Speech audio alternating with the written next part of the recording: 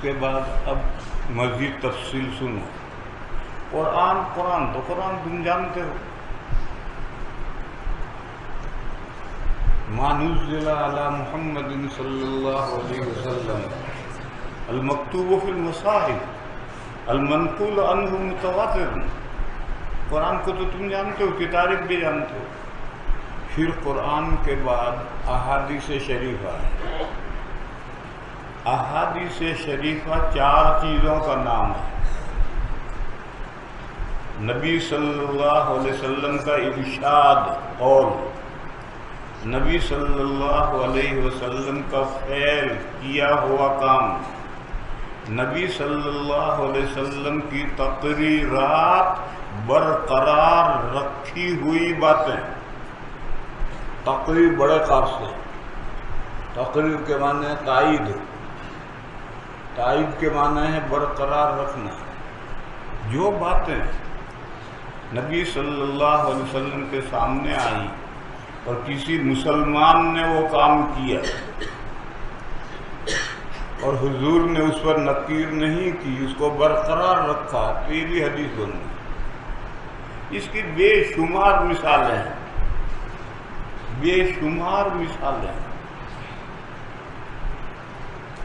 جیسے ایک مثال لے لو، اس لیے میں نے کہا کہ طالب علموں کو تقریر کی مثال ہی نہیں ملتی، حالانکہ اس کی تو بے شمار مثالیں ہیں. اور جب کتاب پڑھو گے تو جگہ جگہ میں تمہیں بتاؤں گا کہ دیکھو یہ ہے تقریر نبوی. لیکن ایک مثال تو معلومی چاہیے تاکہ بات تھوڑی بہت سمجھ میں آ جائے. مکے میں پہاڑ پتھروں کے علاوہ کچھ نہیں، کوئی کھیت نہیں، کوئی باغ نہیں. جب حضور ہجرت کر کے مدینہ میں آئے تو مدینہ میں کھیت بھی، پہاڑ بھی ہیں، مگر پہاڑوں کے درمیان کھلی زمین بھی ہے، کھیت بھی ہیں، باغات بھی ہیں. تو جب حضور ہجرت کر کے مدینہ میں تشریف لائے تو مدینہ کے لوگ کھجور کے باغوں میں بیع سلم کیا کرتے. ابھی کھجوروں پر پھول بھی نہیں آئے کہ کھجور کے مالک، باغ کے مالک سے کھجوروں کے تاجر نے 100 من کھجوریں خرید لی اور بھاؤ طے کر کے 100 من کھجوروں کے پیسے بھی دے دیے. اور کھجوریں وہ کب دے گا؟ 4 مہینے کے بعد دے گا. 4 مہینے میں باغ میں کھجوریں آ جائیں گی، پک جائیں گی. اس کو بیع سلم کہتے ہیں. اس کا رواج تھا. حضور تشریف لائے، حضور کے علم میں یہ رواج آیا کہ مبی موجود نہیں ہے اور بیع ہوتی ہے. حالانکہ بیع کی صحت کے لیے مبی کا نہ صرف وجود ضروری ہے بلکہ اس کا مقدور تسلیم ہونا بھی ضروری ہے، قبضے میں بھی ہونا ضروری ہے. اور بیع سلم میں تو مبی ہوتی ہی نہیں ہے، وجود ہی نہیں ہوتا ہے، پھر بھی اس کے سودے ہو رہے ہیں. نبی پاک صلی اللہ تعالی علیہ وسلم نے اس پر نکیر نہیں فرمائی کہ بھئی یہ غلط کام ہے، سلم مت کرو. نہیں، حضور نے فرمایا دیکھو سلم کرنا ہو تو اس کی تمام تفصیلات طے کرو. کھجور کی نوعیت، کھجور کی مقدار، کب کھجوریں دو گے، یہ ساری تفصیلات طے کرو. یہ بیع سلم کو جو مدینہ والے کرتے تھے حضور نے اس کو برقرار رکھا. یہ تقریر نبوی کی مثال ہے. جیسے ہمارے طالب علموں کو نور الانوار جب پڑھتے ہیں تو اقتضاء النص کی کوئی مثال نہیں ملتی اور نور الانوار کے مصنف کو بھی نہیں ملی. اور وہ بھی اقتضاء النص کی مثال لایا فقہ کا ایک مسئلہ. ارے قرآن و حدیث میں اقتضاء النص کی بے شمار مثالیں ہیں.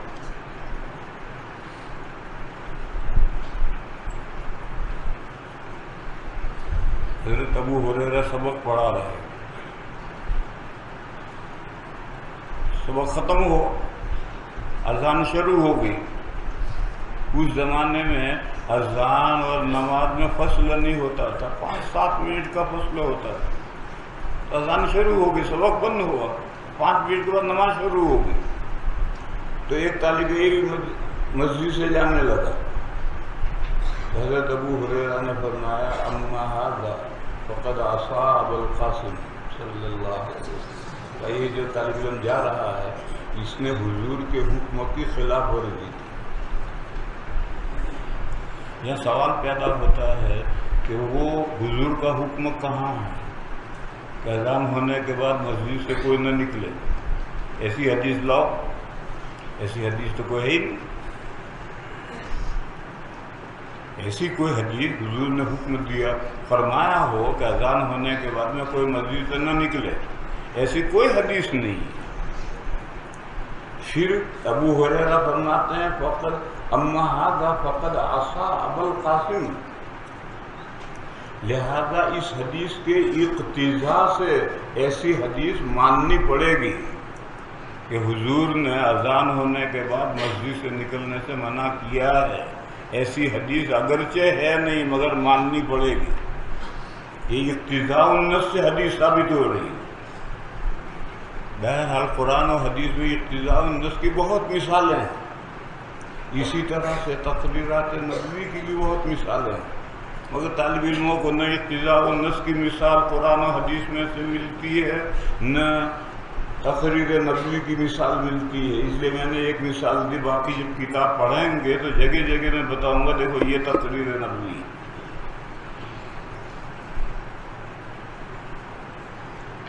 اور چوتھی چیز ہے نبی پاک صلی اللہ تعالی علیہ وسلم کے اوصاف، آلات، یہ بھی حدیث ہے۔ ترمذی شریف کا ایک بچہ ہے،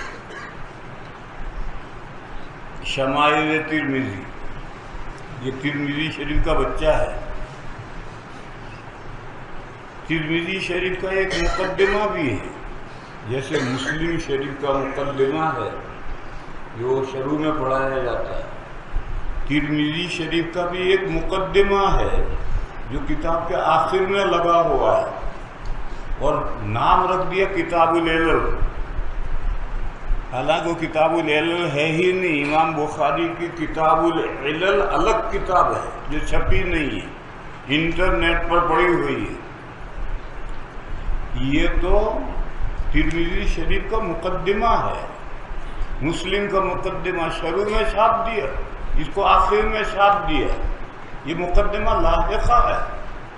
کبھی آدمی کتاب شروع کرنے سے پہلے مقدمہ لکھتا ہے، وہ سابقہ ہوتا ہے، اور کبھی مقدمہ لکھتا ہے کتاب پوری کرنے کے بعد، وہ مقدمہ لاحقہ ہوتا ہے۔ تو امام بخاری امام ترمذی علیہ الرحمٰن نے بعد میں مقدمہ لکھا ہے، اس کو کتاب العلل نام رکھ کر کے کباڑا کر دیا ہے، وہ کتاب العلل ہے ہی نہیں۔ کتاب العلل تو امام ترمذی کی الگ کتاب ہے اور کافی بڑی کتاب ہے۔ اسی طرح سے ترمذی شریف کی آخری کتاب ہے کتاب المناقب۔ کتاب المناقب کے شروع میں بہت سارے ابواب ہیں نبی پاک صلی اللہ تعالی علیہ وسلم کی فضیلت میں، پھر صحابہ کی فضائل شروع ہو رہے ہیں۔ جب یہ کتاب المناقب حضرت نے لکھی اور اس میں حضور کی فضیلت کے ابواب آئے، تو بعد میں حضرت نے یہ سوچا کہ حضور کی سیرت کا حق ادا نہیں ہوا، اتنے ابواب سے حضور کے مناقب کا حق ادا نہیں ہوا، تو انہوں نے ایک مستقل رسالہ لگا کر کے ترمذی کے ساتھ جوڑا۔ ترمذی کی آخری کتاب کتاب المناقب ہے، اس کے ساتھ یہ جوڑا شمائل النبی صلی اللہ علیہ وسلم، حضور کے اخلاق و عادات۔ بس یہ شمائل ترمذی شریف کا بچہ ہے، اور شمائل میں 400 میں 2 کم حدیثیں ہیں، ان میں سے 2/3 حدیثیں ترمذی میں آ گئی اور 1/3 حدیثیں نہیں. وہ نئی کیوں آئیں؟ تاکہ حضور کے احوال پورے اکٹھا ہو جائیں. ترمذی میں اتنے بڑھاتے تو کتاب لمبی ہوتی، اس لیے الگ سے رسالہ لکھ کر کے اس کے ساتھ لگایا. جیسے امام بخاری علیہ الرحمہ کی اس کتاب میں کتاب الادب آئے گی، بہت لمبی چوڑی کتاب الادب آئے گی. کھانے پینے کا کیا طریقہ ہے، سونے جاگنے کا کیا طریقہ ہے، کپڑے کیسے پہنے جائیں. یہ ادب آداب کی جمع ہے، نہیں، ادب کی جمع آداب ہے. ادب کے معنی ہیں ما یحمد فعلہ ولا یذم ترکہ. وہ کام جس کو کرو واہ نہ کرو کوئی بات نہیں. یہ ادب کی تعریف ہے. اگر اس کو کرو تو واہ ما یحمد فعلہ، جس کے کرنے کی تعریف کی ہے، اور نہ کرو کوئی بات نہیں. ولا یذم ترکہ، اونچی جگہ پر بیٹھ کر قبلے کی طرف منہ کر کے وضو کرنا چاہیے. اگر کوئی ایسا کرتا ہے تو واہ وضو کے آداب میں سے. اور کوئی نہیں کرتا کوئی بات نہیں. تو ادب اس کی جمع آداب، ایسے کاموں کو کہتے ہیں. تو بخاری شریف میں کتاب الادب ہے، بہت لمبی چوڑی. پھر امام بخاری علیہ الرحمہ نے سوچا کہ اس کتاب الادب میں جتنی حدیثیں لانی چاہیے وہ سب میں نہیں لا سکا، کیونکہ بخاری شریف میں امام بخاری علیہ الرحمہ کی شرائط بہت سخت ہے کہ ایسی سند ہونی چاہیے. تو شرائط سخت ہونے کی وجہ سے جتنی حدیثیں لانی چاہیے نہیں لا سکے. تو حضرت نے ایک کتاب لکھی الادب المفرد. الادب المفرد کا مطلب ہے مستقل کتاب الادب. المفرد کا مطلب تنہا کردہ، علیحدہ کردہ، یعنی مستقل کتاب الادب. اب وہاں تو حدیث لانے کے لیے کوئی شرط نہیں ہے کہ بخاری کے درجے کی حدیثیں ہوں، یہ شرط نہیں ہے. تو پھر جو کتاب الادب کی باقی حدیثیں ہیں وہ اس کتاب میں لے آئے، تاکہ ایک مسلمان اسلامی زندگی گزارنا چاہے تو اس کتاب کو سامنے رکھے، پڑھے، اس کے مطابق زندگی گزارے. بخاری شریف میں جو کتاب الادب ہے اس کو پڑھے گا تو ساری باتیں سامنے نہیں آئیں گی. دیکھو یہاں سے معلوم ہوا کہ امام بخاری علیہ الرحمہ نے جو کیڑی سخت شرائط لگا کر یہ کتاب لکھی ہے، اس کا انہیں خود احساس ہوا کہ اس کا نقصان. ورنہ تو بخاری میں کتاب الادب ہے، کافی ہے، الگ سے کتاب الادب لکھنے کی کیا ضرورت ہے. معلوم ہوا کہ بخاری میں جو کتاب الادب ہے اس سے کام نہیں چلے گا. تو جیسے یہ کتاب الادب المفرد، یہ بخاری کی کتاب الادب ہی کا الگ ایڈیشن ہے، اور جس میں بخاری کے علاوہ بھی حدیثیں ہیں اور ضعیف اور کمزور بھی حدیثیں ہیں. اب بخاری میں تو ضعیف کمزور لا نہیں سکتے، اس میں لائے ہیں سب. تو یہ جو الادب المفرد ہے یہ بخاری شریف کی کتاب الادب کا الگ ایڈیشن ہے. ایسے ہی شمائل ترمذی، یہ ترمذی شریف کا ضمیمہ ہے. یہ جو شمائل ترمذی ہے اس میں جتنی باتیں ہیں یہ سب حضور کے اوصاف ہیں. ان کو بھی حدیث کہتے ہیں. تو حدیث نام ہے 4 چیزوں کا. حضور نے جو کچھ فرمایا، حضور نے جو کچھ کیا، چاہے نبوت کے بعد فرمایا ہو یا نبوت سے پہلے فرمایا ہو، چاہے نبوت کے بعد کیا ہو چاہے نبوت سے پہلے کیا ہو. نبوت سے پہلے کی باتیں، کیے ہوئے کام بہت خال مروی. کیونکہ اس وقت میں امت ہی نہیں تھی، حضور کو نبوت ہی نہیں ملی، امت ہی نہیں تھی، تو کون محفوظ کرتا؟ وہ باتیں جو حضور نے نبوت ملنے کے بعد اور امت وجود میں آنے کے بعد میں گزشتہ زمانے کے جو اقوال و افعال حضور نے بیان کیے، یوں محفوظ رہ گئے، ورنہ نبوت سے پہلے کیا کیا، کیا کہا، اس کو کون یاد رکھے گا اس وقت؟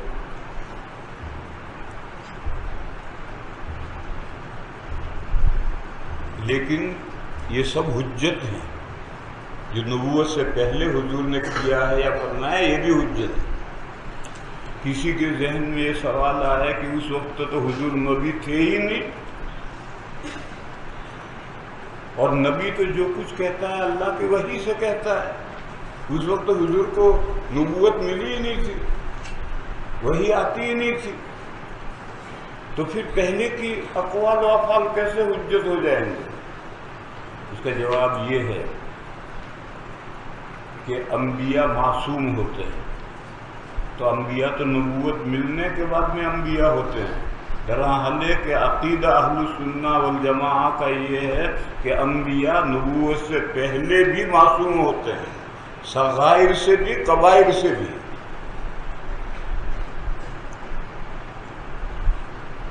علم کلام کی کتابیں پڑھو گے تو یہ بات تمہیں نہیں ملے گی، اس لیے میں حوالہ دوں۔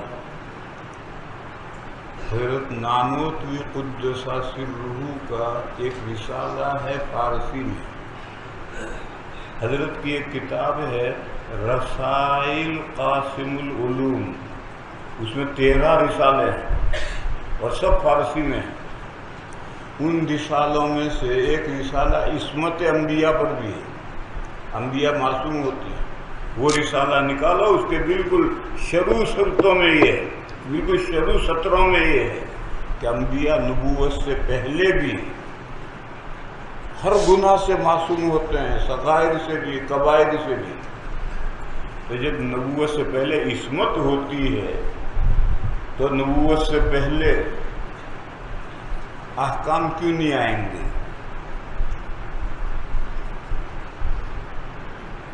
نبوت سے پہلے احکام نہیں ہے، مگر اللہ کی طرف سے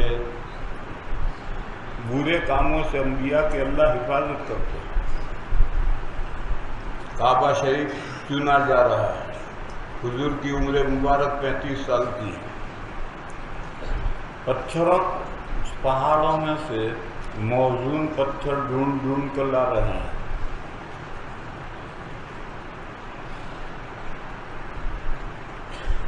حضور کے چچا حضرت عباس نے حضور سے کہا، 35 سال کی عمر حضور کی ہے، یہ جو پتھر تم کندھے پر اٹھاتے ہو، اور کرتا تو پہنا نہیں ہے، چادر بھی نہیں ہے، اسے کندھا چھل جائے گا، تو یہ جو لنگی تمہاری ہے اسے کھول کر دوہری چوہری کر کے کندھے پر رکھ کر پھر پتھر اٹھاؤ۔ اندر انڈر ویئر ہے، عربوں میں چڈی پہننے کا، جانگیا پہننے کا رواج تھا، عربوں میں چڈی جانگیا پہننے کا رواج تھا، تو اندر کے پہن رکھا، لنگی کھول کر کے اس کے دوہرا چوہرا کر کے اٹھاؤ۔ پھر جب پہاڑوں میں گئے، ایک ادھر گیا ایک ادھر گیا، حضور کو ایک پتھر مل گیا، اچھا سا پتھر مل گیا، حضور وہاں کوئی نہیں، تو حضور نے، چچا نے مشورہ دیا تھا، اس مشورے کے مطابق لنگی کھول کر کے کھولی تاکہ اسے دوہرا چوہرا کر کے کندھے پر رکھیں، وہ لنگی کھولتے ہی حضور بے ہوش ہو گئے۔ جب حضور کو ہوش آیا ہے تو حضور کی لنگی بندھی ہوئی تھی، کس نے باندھی؟ اللہ جانے، لیکن حدیث میں ہے کہ ما روئی بعد ذالک عریانا، اس واقعے کے بعد حضور کو کبھی ننگا نہیں دیکھا گیا۔ تو یہ نبوت سے پہلے کا قصہ ہے، اللہ تعالیٰ اس طرح حفاظت کرتے ہیں۔ ایک تقریب تھی مکے میں، اس میں گانا بجانا تھا، رنڈی کو ناچنا تھا، یہ نبوت سے پہلے کا واقعہ ہے۔ نبی پاک صلی اللہ تعالیٰ علیہ وسلم بھی اس تقریب میں تشریف لے گئے. ابھی تقریب شروع نہیں ہوئی تھی، اس سے پہلے بیٹھے بیٹھے حضور کو نیند آ گئی. اتنی گہری نیند آئی کہ تقریب ہو بھی گئی، لوگ سب منتشر بھی ہو گئے. دوسرے دن صبح ہو کر سورج نکلا اور اس کی کرنیں پڑی، تب حضور کی آنکھ کھلی. دیکھو رات میں کیا ہوا، اللہ نے بچا لی. یوں اللہ تعالیٰ حفاظت کرتے ہیں نبوت سے پہلے. ایک مرتبہ کسی مورتی پر چڑھاوا چڑھانے کے لیے قریش جا رہے تھے، چڑھاوا لے کر کے جا رہے تھے. یہ نبوت سے پہلے کا قصہ ہے. نبی پاک صلی اللہ تعالی علیہ وسلم بھی ان کے ساتھ چلے. راستے میں حضور نے آواز سنی. پیچھے ایک آدمی دوسرے سے کہتا ہے آؤ چلو اس بندے کے پیچھے پیچھے ہم چل جائیں، یعنی حضور کے پیچھے پیچھے ہم جائیں. تو دوسرے نے جواب دیا ہم ان کے پیچھے کیسے جائیں گے، یہ تو مندر پر چڑھانے جا رہے ہیں، ہم ان کے پیچھے کیسے جائیں گے. اب حضور نے جو مڑ کر دیکھا تو کوئی بھی نہیں، تو حضور وہیں سے واپس لوٹ گئے. اس طرح سے حفاظت ہوتی ہے. بس اسی طرح سے مناسب اور نامناسب کاموں کی بھی نبوت سے پہلے اللہ تلقین فرماتے ہیں. یہ جو مناسب نامناسب جائز ناجائز کاموں کی جو اللہ تلقین فرماتے ہیں، اس وجہ سے نبوت سے پہلے کی باتیں اقوال و افعال بھی حجت ہیں. لیکن ان کی مقدار بہت کم ہے، کیونکہ اس وقت امت ہی نہیں تھی. کون اقوال و افعال کو محفوظ کرتے ہیں؟